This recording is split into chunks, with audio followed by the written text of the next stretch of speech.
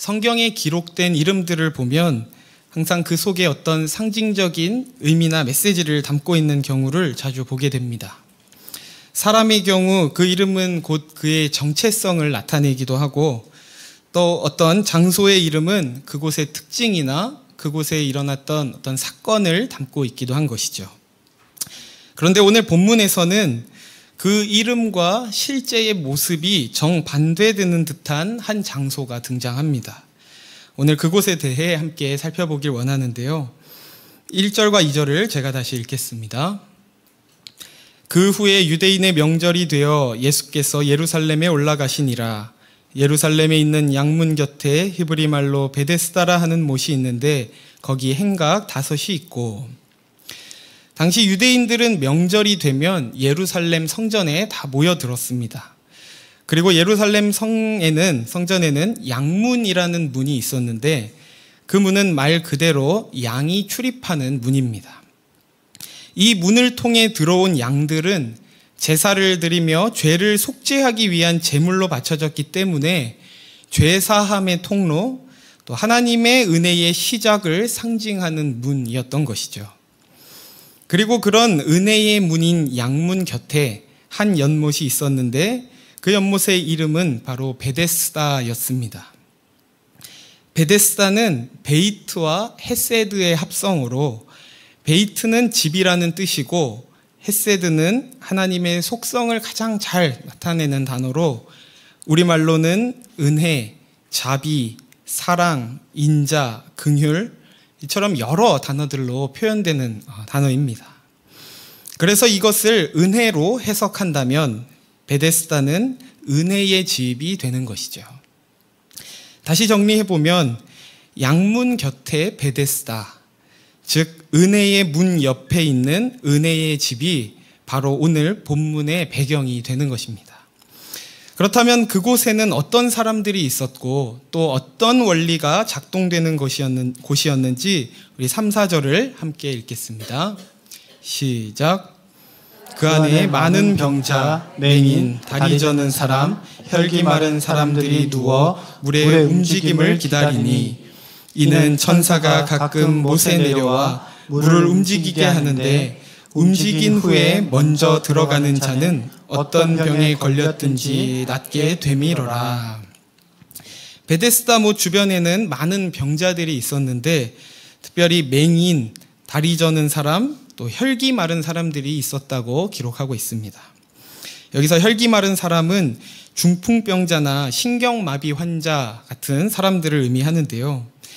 그렇게 이곳에 모인 병자들의 한 가지 공통점은 누군가의 도움 없이는 움직일 수 없는 자들이었다는 것입니다. 그리고 그런 사람들이 이곳에 모여 있던 것은 이 못이 자신들의 병을 고칠 수 있는 유일한 희망이라고 믿었기 때문이었는데요. 이 베데스다 못에는 어떤 전설 같은 이야기가 전해지고 있었습니다.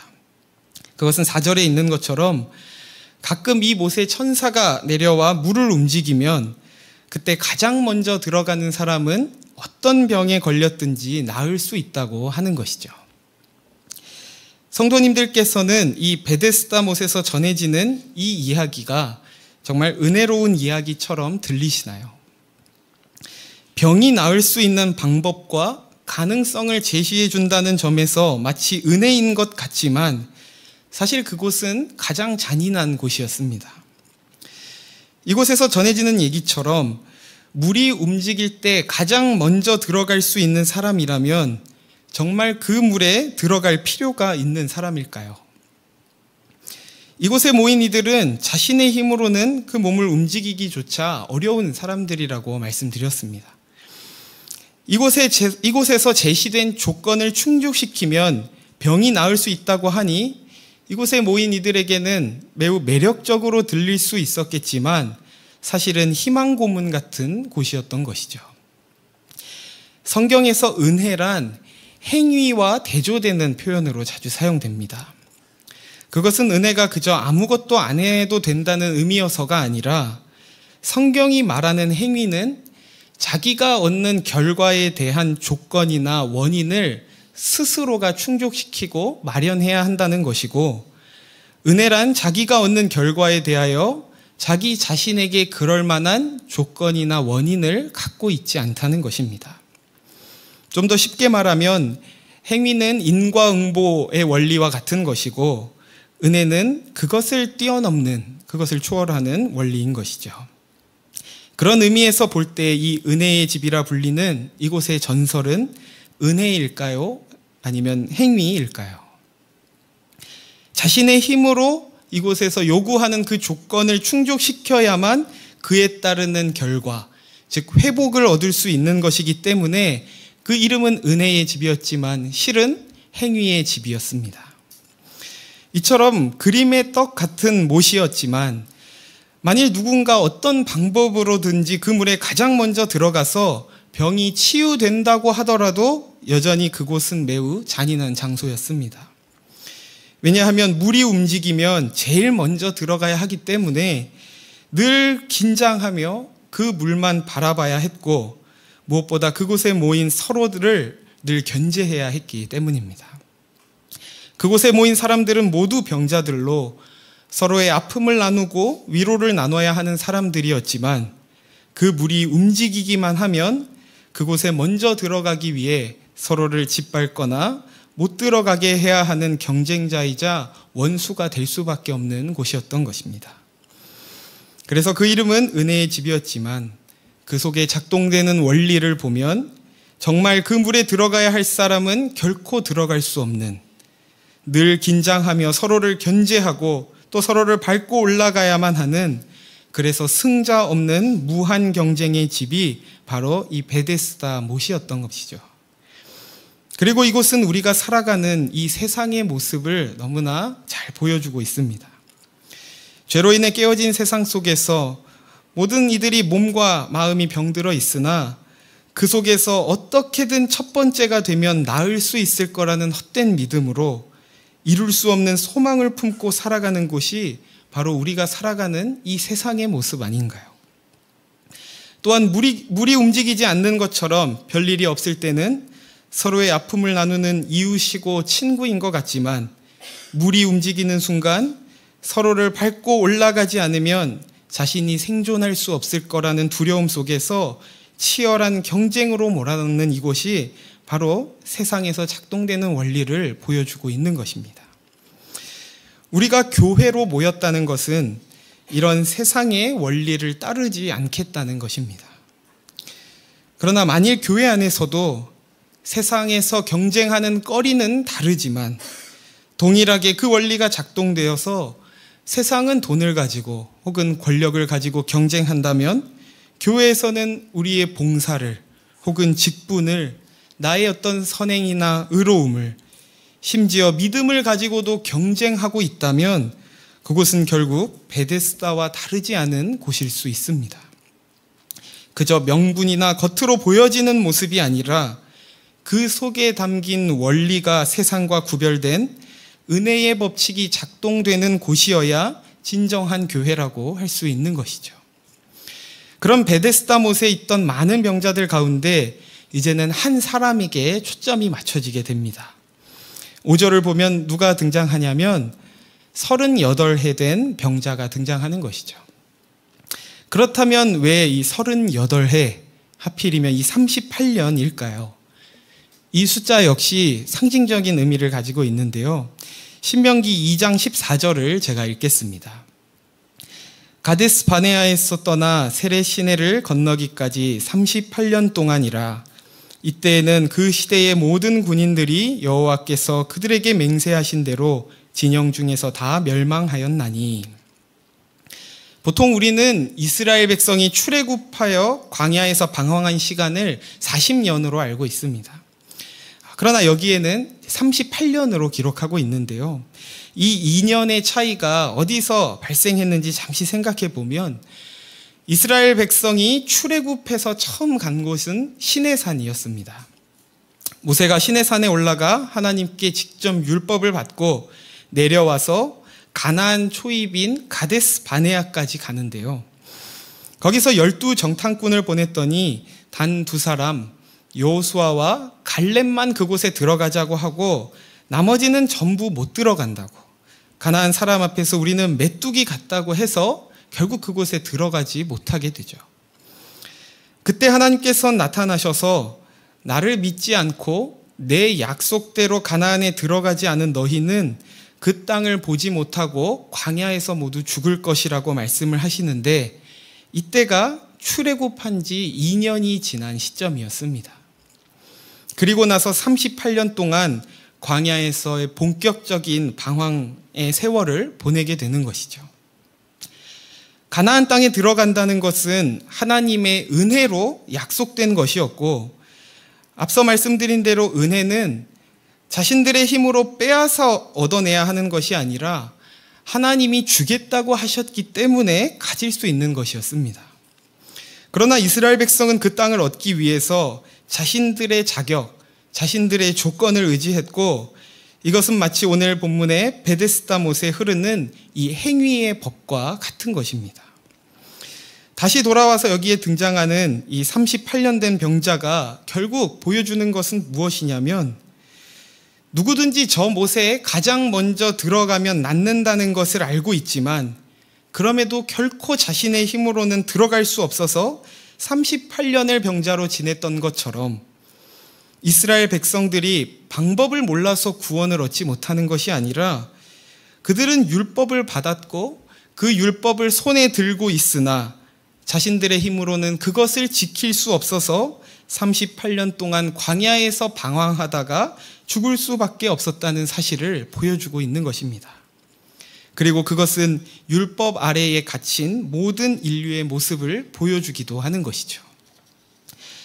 그런데 문제는 은혜를 입어 율법으로부터 자유해진 이 교회 공동체 안에서도 종종 이러한 율법의 행위를 통해 구원을 확인하려는 모습을 발견하게 된다는 것입니다. 또한 그런 율법의 행위를 기준으로 다른 이들을 바라보며 정죄하기도 하는 것이죠. 너가 게으름을 피우니까 그 못에 못 들어가는 거야. 너가 아무리 힘든 상황이어도 마음을 고쳐먹고 준비를 철저히 하고 어떻게든 열심히 뛰면 그 못에 들어갈 수 있어. 내 병이 고침받지 못하는 건 결국 너가 노력하지 않아서야 라며 은혜는 온데간데 없고 구원의 근거를, 회복의 근거를 자신의 어떠함에서 찾으려 하는 모습이 보이는 것이죠. 이어지는 38년 된 병자와 예수님의 대화를 보면 누구보다 은혜가 필요한 이 병자 역시 이 베데스다 못의 원리, 행위의 법칙에 철저히 빠져 있었다는 것을 알 수 있는데요. 6절과 7절을 제가 읽겠습니다. 예수께서 그 누운 것을 보시고 병이 벌써 오래된 줄 아시고 이르시되 내가 낫고자 하느냐. 병자가 대답하되 주여 물이 움직일 때에 나를 못에 넣어주는 사람이 없어 내가 가는 동안에 다른 사람이 먼저 내려가나이다. 예수님께서 이 38년 된 병자를 찾아오셔서 물으십니다. 내가 낫고자 하느냐. 이때 그는 어떻게 대답해야 했을까요? 예, 주님, 제가 낫기를 원합니다. 당신께서 저를 회복시켜 주십시오. 그래야 맞았지만 그는 뭐라고 대답하죠? 물이 움직일 때 나를 저 못에 넣어주는 사람이 없어서 내가 지금 이러고 있습니다. 라는 것입니다. 그는 왜 이렇게 대답할 수밖에 없었던 걸까요? 여전히 그에게는 이 베데스다의 못의 원리대로 가장 먼저 그 물에 들어가는 것 외에는 자신이 고침을 받고 구원을 얻는 길이 있을 거라고는 전혀 상상하지 못하는 것입니다. 그랬기 때문에 진정한 구원이 되시는, 생명이 되시는 주님 앞에서도 여전히 은혜를 구하지 못하고 베데스다 못이 제시한 조건에 자신을 맞춤으로, 다시 말해서 율법의 행위로 자신의 구원을 이뤄야 한다고 생각한 것입니다. 우리가 신앙생활을 하면서 마주하는 가장 어려운 씨름이 있다면 그것은 율법의 행위와의 씨름일 것입니다. 오직 하나님의 은혜로 구원을 얻었다고 믿고 고백함에도 왜 그토록 우리는 이 율법의 논리에서 벗어나지 못하는 걸까요? 앞서 행위가 어떤 결과에 대해서 자신이 그 조건을 충족시켜야 한다는 그 원리라고 말씀을 드렸는데, 인간은 본성상 자신이 얻은 결과에 대해서 내세울 것이 없는 것을 가장 싫어하기 때문입니다. 그래서 내가 못하고 내가 인정을 못 받으면 우리가 잘해도 의미가 없는 것이고, 우리가 못하고 우리가 지더라도 나만 잘하고 내가 할 말이 있기를 바라는 것이 인간의 본성인 것입니다. 어쩌면 우리 역시 누가 나를 넣어주지 않아서 내가 낫지 못하고 있습니다 라고 말하는 이 병자와 같은 모습은 아닌지 돌아보길 원합니다. 이 병자의 말을 오늘 우리의 버전으로 바꾸면 이렇게 말할 수 있을 것입니다. 하나님께서 나에게도 능력을 주시면, 돈을 주시면, 힘을 주시면, 그렇게 세상에서 말하는 좋은 조건을 나에게 주시면 내가 더욱 주님께 영광을 돌릴 수 있을 것 같은데, 왜 나를 저 못에 넣어주지 않고 나에게 그 좋은 조건을 허락해주지 않고 내버려 두십니까? 우리에게 허락하신 새 생명을 누리지 못하는 것이 정말 세상에서 요구하는 기준을 갖추지 못하기 때문일까요? 이런 기도, 이런 고백은 마치 은혜를 구하는 것 같으나 그 속의 원리를 보면 여전히 세상의 법칙에서 벗어나지 못하고 있다는 것을 보여줍니다. 주님을 앞에 두고도 은혜를 구하지 못하고 그저 자신의 상황을 탓하고 하나님을 탓하며 우리 자신을 합리화하는 데 급급한 모습을 보여주고 있는 것이죠. 저와 여러분이 답이 없는 이 세상의 논리 속에서 답을 찾으려는 것이 아니라 우리의 유일한 답이 되시고 생명을 주시는 주님 앞에 나아가길 소원합니다. 그래서 주님, 세상에 다른 어떤 것이 아니라 주님이 필요합니다. 나에게 주어진 좋은 조건이 나를 살게 하는 것이 아니라 오직 주님만이 나를 살게 하십니다 라고 고백하며 진정으로 은혜를 구하는 저와 여러분이 되기를 소원합니다. 예수님께서는 그렇게 철저히 베데스다의 원리에 빠져있는 이 병자에게 아주 간단한 명령을 하시는데요. 우리 8절을 함께 읽겠습니다. 시작. 예수께서 이르시되 일어나 내 자리를 들고 걸어가라 하시니. 예수님께서는 38년 된 병자를 그가 원하는 대로 물에 넣어서 낫게 하지 않으셨습니다. 그저 일어나 걸으라고 말씀하신 것이죠. 예수님은 왜 그를 물에 넣어주지 않으신 걸까요? 예수님께서는 다만 그의 병만 낫게 하는 데 목적이 있지 않으셨기 때문입니다. 이 38년 된 병자를 비롯해서 그곳에 모인 많은 사람들은 모두 육신의 병을 가지고 있었지만 실은 그보다 더 심각한 질병이 있었는데 그것이 무엇이었냐면 이 베데스다 못을 지배하고 있는 율법의 행위에 매여 있는 병이었습니다. 만일 이 병자의 소원대로 예수님께서 그 못에 제일 먼저 넣어주셔서 나았다고 하면 어땠을까요? 그는 여전히 그 못에 들어가지 못하고 있는 사람들을 보면서 자기 우월감을 가지고 그들을 무시하고 조롱했을 것입니다. 나는 그곳에 들어가서 나았지만 너는 못 들어가서 못 나았다고 하며 병은 치유되었을지 모르지만 여전히 그 율법의 논리, 행위의 법칙에 갇혀 살아가는 것이죠. 평생을 그 못에 들어가는 것만이 유일한 희망이라 믿었던 이들에게 일어나 걸어가라 라고 하신 이 예수님의 말씀은 굉장히 충격적이었을 것입니다. 그것은 베데스다 못을 완전히 붕괴시키는 듯한 선언이었던 것이죠. 이처럼 예수님께서는 어찌 보면 매력적이고 어찌 보면 은혜 같아 보이나 실은 힘들고 아픈 사람일수록 그곳의 혜택을 누릴 수 없고 오히려 극심한 경쟁 가운데 매번 비참하고 참혹한 실패와 좌절을 경험하게 만드는 그 행위의 집, 그 베데스다로부터 그들을 구원하기 원하셨습니다. 그렇게 이름은 은혜의 집이었으나 그 실상은 전혀 은혜롭지 않던 집이 예수님의 이 선언, 이 명령으로 인해 진정한 은혜의 집이 됩니다. 그것은 단순히 38년 된 이 병자가 치유되었기 때문이 아니라 예수님의 임재와 함께 그 못에 흐르던 행위의 법칙을 부수고 새로운 은혜의 법칙을 부여하셨기 때문에 그곳은 은혜의 집이 된 것입니다. 그래서 베데스다의 이름의 의미가 무엇이고 그곳이 어디에 위치해 있고 어떤 원리로 작동되며 어떤 희망을 준다고 하든지 만일 그곳에 예수님이 없으면 그곳은 결코 은혜의 집일 수 없습니다. 오직 예수님 안에만 은혜가 있고 회복이 있고 자유가 있고 생명이 있기 때문입니다. 그렇게 38년 된 병자가 회복됨으로 이 사건이 아름답게 마무리될 것 같은데 그 모습을 본 유대인들이 이 일에 대해 문제를 삼는데요. 우리 9절을 또 함께 읽겠습니다. 시작. 그 사람이 곧 나아서 자리를 들고 걸어가니라. 이 날은 안식일이니. 베데스다 못에서 일어난 사건이 행위와 은혜, 율법과 은혜의 대조를 상징적으로 보여주는 사건이었다면 이 뒤에 이어지는 본문에서는 이런 대조를 좀 더 직접적으로 사실적으로 보여줍니다. 예수님께서 율법의 원리를 따르지 않고 은혜로 병자를 치유하신 그날이 하필이면 율법으로 대표되는 안식일이었던 것입니다. 여기서 은혜와 율법의 충돌이 일어나는 것이죠. 바로 뒤에 10절을 보면 유대인들이 이 38년 된 병자가 일어나는 것을 보고선 뭐라고 하냐면 안식일인데 자리를 들고 일어나는 것이 옳지 않다라고 하는 겁니다.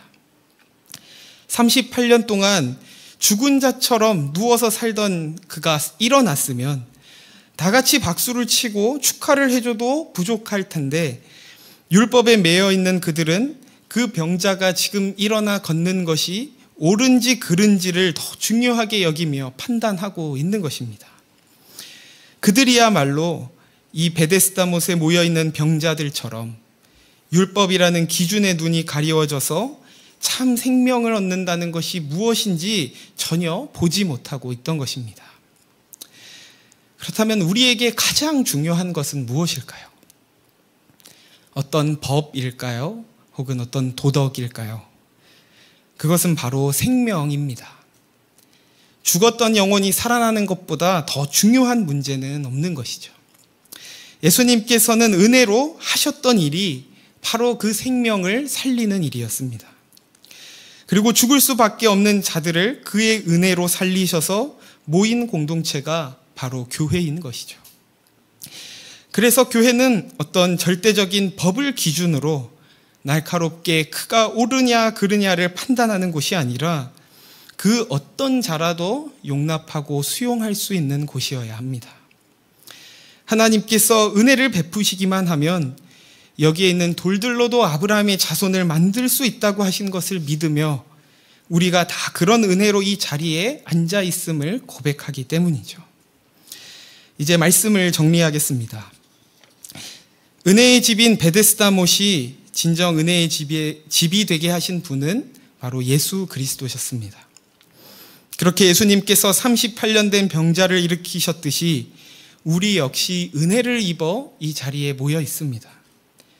그러나 우리는 자꾸만 행위로 율법으로 돌아가서 마치 우리가 그 못에 가장 먼저 들어가서 낳은 자처럼 우리에게 자격이 있어서 구원을 받은 것처럼 생각하고 다른 이들에 대해서는 그가 생명을 얻을 만한 자인지 그렇지 않은 자인지 판단하려 하지는 않았나요? 율법에 속한 자들의 기준은 옳고 그름이지만 은혜에 속한 자들의 기준은 오직 생명인 줄 믿습니다. 저와 여러분이 먼저 은혜를 입은 자로서 다른 이와 경쟁하며 나의 의를 드러내고 다른 이를 판단하는 것이 아닌 어느 때에도 감사밖에 드릴 것이 없고 그 누구라도 은혜로 생명을 얻기를 기뻐할 줄 아는, 그래서 생명을 살리는 주님의 은혜의 역사에 동참하는 저와 여러분 되시기를 예수님의 이름으로 축원합니다. 이 시간 우리 함께 찬양 드리길 원하는데요. 우리 은혜로만 찬양 드리며 이 시간 주님의 그 은혜를 찬양하길 원합니다.